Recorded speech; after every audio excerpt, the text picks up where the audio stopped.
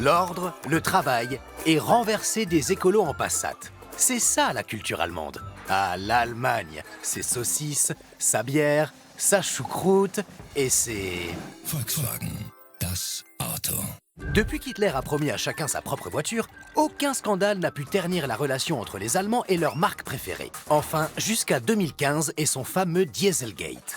Et non, rien à voir avec le passage des Elevator Boys à la Fashion Week. C'est l'histoire de... Super-GAU der Automobilindustrie, insbesondere in Deutschland.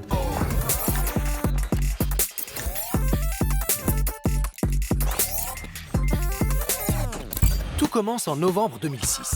À Wolfsburg, les techniciens les plus qualifiés de Volkswagen travaillent sur un moteur diesel avec lequel la marque entend enfin conquérir le marché américain.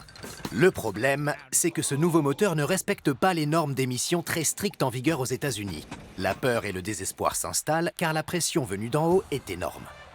Comme il se doit pour toute grande entreprise du milieu des années 2000, les postes dirigeants sont tous occupés par des hommes blancs, âgés et hétéros avec des références très Seconde Guerre mondiale. Comme Ferdinand Piëch. Immer wenn es Krieg geht, sind am Ende weniger vorhanden. Ich habe die Absicht, der Sieger zu sein. Ferdinand Palpatine n'est certes plus en poste depuis 2002, mais il veille à ce que rien ne change dans la culture de son entreprise. Heureusement, chez Volkswagen, on trouve des solutions à tout. Qu'il s'agisse d'employés paresseux au Brésil, Der Werkschutz lieferte VW-Mitarbeiter der Folter durch die Militärs aus. ou du footballeur de Wolfsburg, Max Kruse. Stressé au sujet d'un moteur diesel propre? Quelle idée! Pour éviter ça, soit on fait plancher les ingénieurs allemands, soit on utilise la technique des petits copains de Taylor Swift, la tromperie.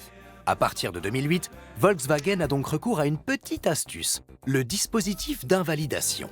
Un logiciel qui permet à la voiture de reconnaître si elle est en train d'être testée sur un banc d'essai ou si elle roule sur la route. You all with me? Fine. En mode test, la voiture émet moins de gaz d'échappement qu'en circulation réelle. Facile, pas cher et quasi indétectable de l'extérieur. Bref, technique gagnante sur tous les plans. L'inconvénient, c'est totalement illégal. Mais comme on dit, YOLO. Mais plutôt que de se laisser torturer par la mauvaise conscience, on préfère décerner en interne un prix d'écologie au nouveau moteur. Bref, jusqu'en 2013, tout roule chez Volkswagen.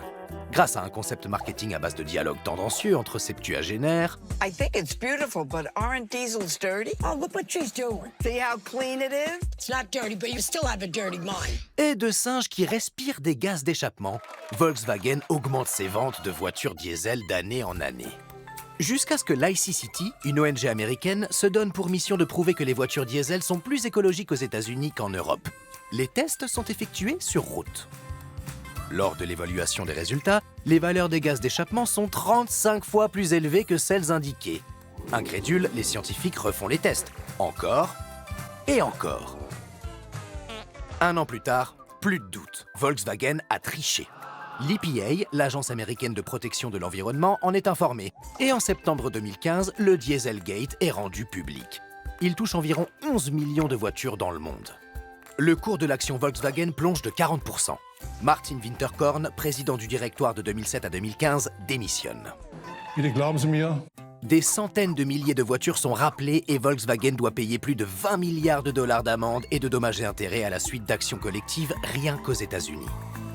Les clients américains concernés reçoivent des indemnités. Les voitures manipulées sont reprises. Les voitures neuves font l'objet de rabais importants. Pour les victimes allemandes, outre une mise à jour gratuite du logiciel après des années de litige, des indemnités dérisoires sont versées. Mais ça, c'est une autre histoire. Petit à petit, on apprend que d'autres marques du groupe sont également concernées. Volkswagen, Porsche, Audi. Aujourd'hui encore, le scandale n'est pas totalement élucidé. Seule une chose est vraiment sûre. Our company was dishonest with the EPA and the California Air Resources Board and with all of you. And in my German words, we have totally screwed up. Yeah.